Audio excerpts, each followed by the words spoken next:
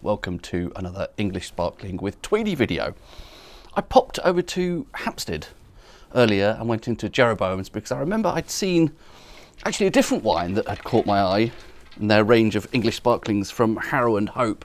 It was actually the Blanc de Noir that I went for. I did get a bottle of that, but I also picked up this while I was there, which I suppose is also a Blanc de Noir, but it's made from entirely Pinot Meunier, and it's a 2019 vintage. So a couple of producers here in England have done this. I think it's quite a rare thing in Champagne to see Pinot Meunier, one of the three classic Champagne grape varieties, used entirely by itself. It was quite hard to get to the bottom of what exactly it is that Pinot Meunier does.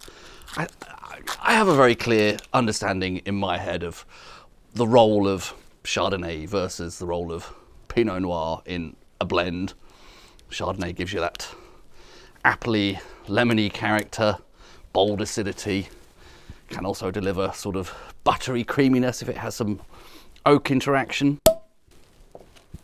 Whereas Pinot Noir gives you, I think, elegance, sophistication, and sort of red fruit character. Red berry fruit, perhaps, sometimes hedgerow fruit, sometimes even stone fruit, hints of cherries and things come out in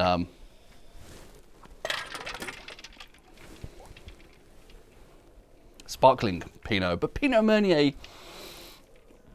whenever I've had it in isolation, it's been difficult for me to understand what it does that is significantly different from Pinot Noir. So revisiting this again, I think the classic things people tend to say are it adds richness, which is a little bit vague in the context of a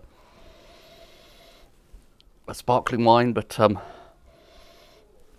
anyway, let's I'll just try and praise this based on its own merits.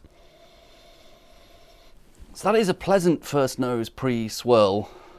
I don't know if this is perfectly chilled. I don't know if you can see there I have an ice bucket to try and help things along a bit, because it was only just over 2 hours that I got this back from the shop. It's been in the fridge since then, but it was not chilled prior to that. So I've had another 20 minutes or something in an ice bucket. Hopefully it's getting there.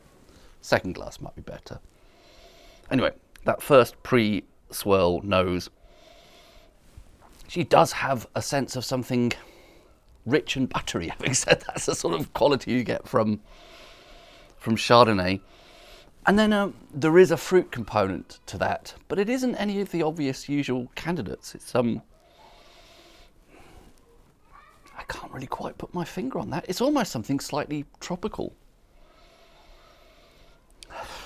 So do we have something like buttery passion fruit? That's a really odd combination. It's not really quite passion fruit, but it's something in that kind of ballpark.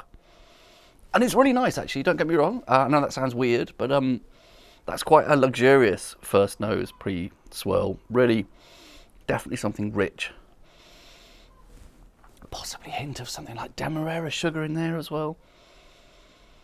What is a custard apple? Somehow that's coming to mind. I don't know quite why.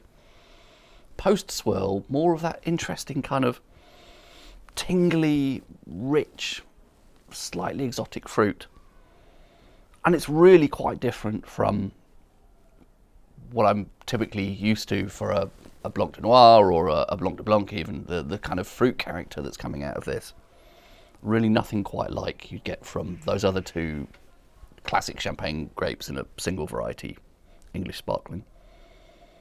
Kind of lovely, almost banana-y or something. Really difficult to pin that fruit down. And that buttery richness. Yeah, I really like that on the nose.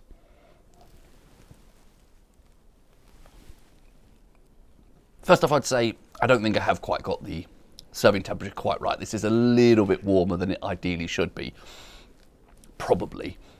But I've probably said in the past, I think one of the signs of a good sparkling wine is if it isn't perfectly chilled, it is still actually very drinkable.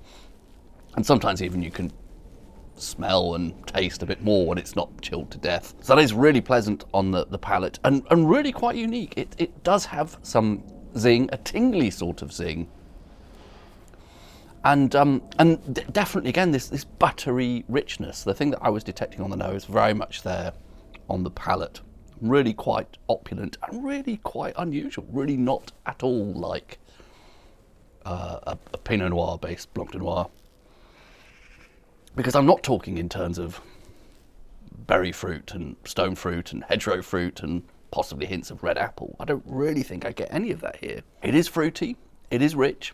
There is a definite mineral component to that as well. Quite a nice, almost slightly saline. So we have sort of salted butter. Yes, salted butter with actual salt crystals in it. And some kind of mysterious tropical fruit. This sounds really weird, doesn't it? It sounds really, a complete departure from any norms of English sparkling. And yet I really like it.